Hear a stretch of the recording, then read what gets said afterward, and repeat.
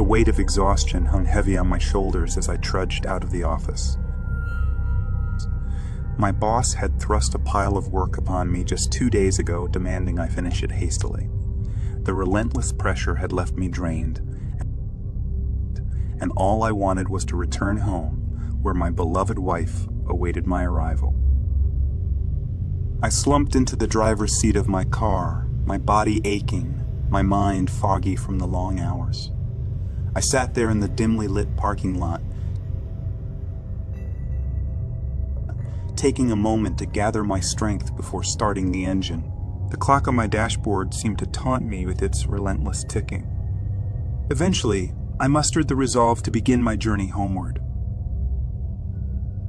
The road I took led me over an ancient bridge, a relic from the 1920s. This bridge was notorious for its eerie aura. It stretched on for an interminable 15 minutes, flanked by dense woods that concealed any sign of human habitation. On this moonless night, the only source of light came from the feeble glow of my car's headlights. As I entered the bridge, I switched on the car radio, hoping that the soothing voices on the late-night talk show would dispel the unease settling upon me. I turned the car's interior lights to their lowest setting, creating a corridor of shadows. The darkness outside was all-encompassing. I strained to see the edges of the bridge, but it was as though the abyss had swallowed them whole.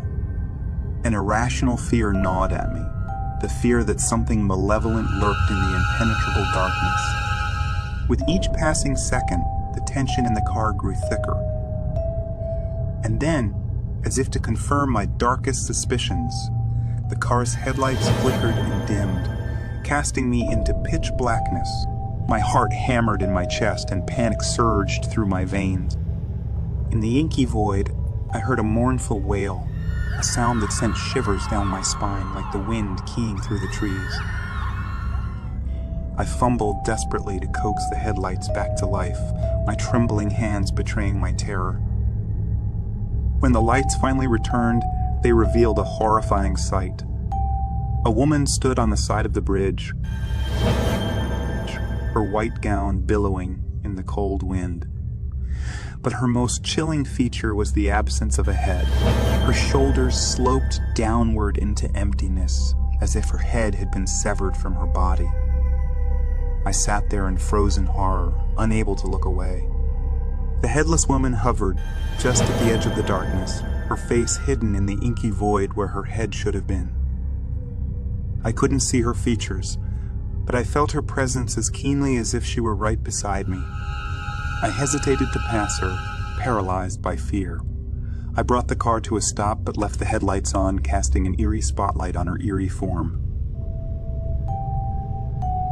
When I mustered the courage to take a second look, she had vanished into thin air. My heart raced, and cold sweat trickled down my brow as I accelerated out of the bridge, tires screeching, desperate to leave that cursed place behind.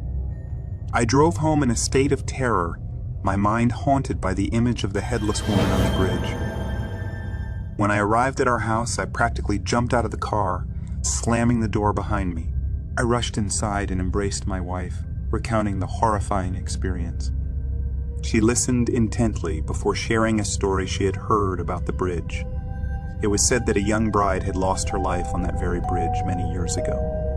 Her groom had abandoned her, and in her desperation, she had chased after him onto the bridge.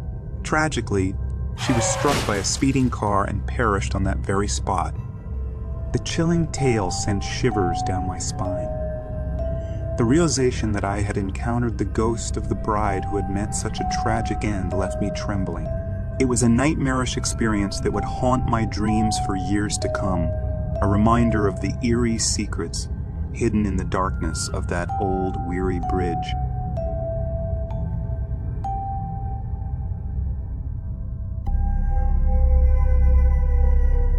It was a crisp autumn evening as my family and I went to the church to attend the evening mass. I held my wife's hand as our children, wide-eyed with anticipation, walked alongside it.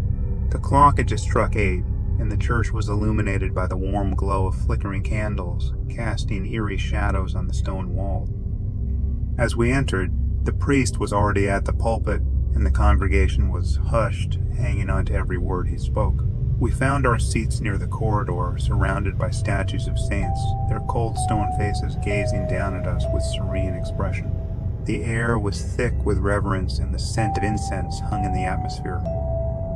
After the Mass, my wife decided to offer some prayers, so I left her at the pew and wandered over to the corridor lined with statues. They were breathtaking in their intricate detail, each saint a testament to the craftsmanship of the church's artisan. I marveled at them, momentarily entranced by their beauty. Unbeknownst to me, as I continued to explore the statues with a sense of awe, I gradually drifted farther away from where my wife was praying. Lost in my admiration for religious art, I scarcely noticed the passage of time. It was then that I passed by a half-open door leading to a dimly lit room. Intrigued and assuming it was just another area filled with statues, I decided to venture inside. The room was shrouded in shadows, but I could still discern a faint outline of various objects. As I was about to step through the threshold, my heart skipped a beat when I saw a little girl standing just inside the room. She appeared to be around 6 or 7 years old, her eyes fixated on something in the darkness. Without thinking, I asked her where her parents were, thinking I could help her find them. To my surprise, the little girl didn't respond. She simply turned and ran across the room, disappearing into the shadows. My heart raced as an eerie feeling settled over me. I had expected her to point me in the direction of her family, but her silence left me deeply unsettled. I decided to follow her, convinced that she must be lost or frightened.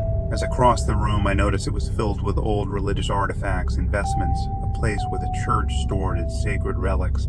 My unease grew as I called out to the child again, but there was still no response. Just as I was about to give up and leave the room, a cleaning lady who had been watching me with curiosity from a distance approached. She asked me what had happened, and I relayed the strange encounter with the little girl. Together, we went back into the room to search for the child, but to our astonishment, she had vanished without a trace. The cleaning lady and I exchanged puzzled looks, unable to explain the disappearance. Shaken by the inexplicable event, I returned to my wife and recounted the eerie encounter with the little girl. She listened intently before telling me a chilling tale. She explained that a young girl had tragically died in the church years ago after falling down the stairs. The room I had entered was the same room where the child had often hidden and played hide and seek with her friends. As the realization dawned on me, I couldn't help but shiver.